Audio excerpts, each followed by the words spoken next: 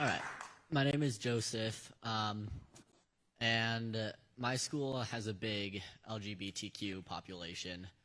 And my little sister, I don't think she supports them, but she has decided to plant best friendships in some of them.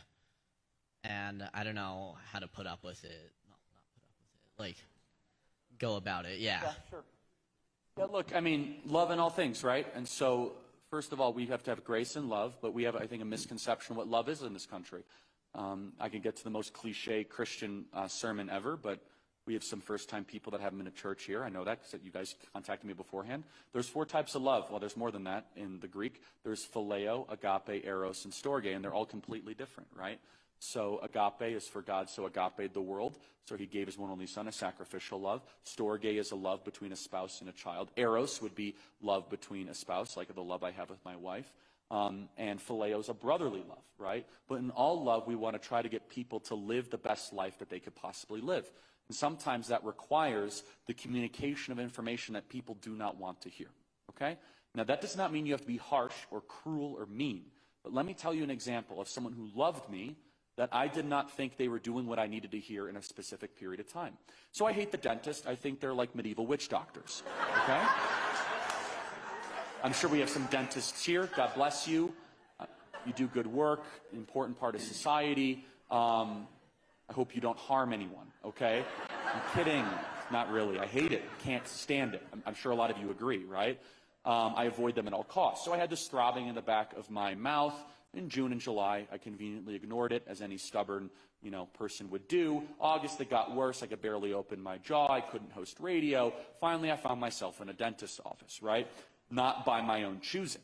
So this amazing dentist, orthodontist, whole deal, in Scottsdale looked at me, and within 5 minutes she said, "Charlie, I'm a big fan of Turning Point USA. I listen to your podcast every single day. I love your radio show. And I need to get you into surgery in the next 48 hours. Now, that was not what I wanted to hear. In fact, I fought, I argued, I debated. I was right. It was my truth, okay? I said, my truth is you're wrong, okay?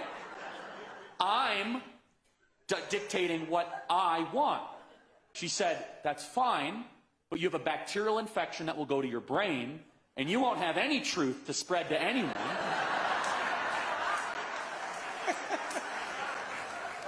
And I love you, brotherly, sisterly love, too much to let you walk out of this office without giving you urgent antibiotics and getting you back in here for surgery immediately. I didn't want to hear that. I had to cancel everything on my calendar. It was a disaster. But it was the loving and the right thing. And I'm still here today, and the wisdom teeth are gone. The whole thing was done. Now, why do I say that? Is that you should want to try to tell people the loving and truthful thing of how God wants them to live, right? God wants people to live in man and woman relationships, in a monogamous way, to be able to flourish and to have children. It's an unpopular political thought crime to say in America today. However, that doesn't mean you have to be cruel. It doesn't mean you have to be mean. But you should, in a brotherly or sisterly way, try to, in every way, shape, or form, say, God has a better plan in store for you. God wants you to flourish in a way that you haven't even imagined or dreamed of yet. And in fact, I love you so much, I'm willing to tell you something that you might not want to hear.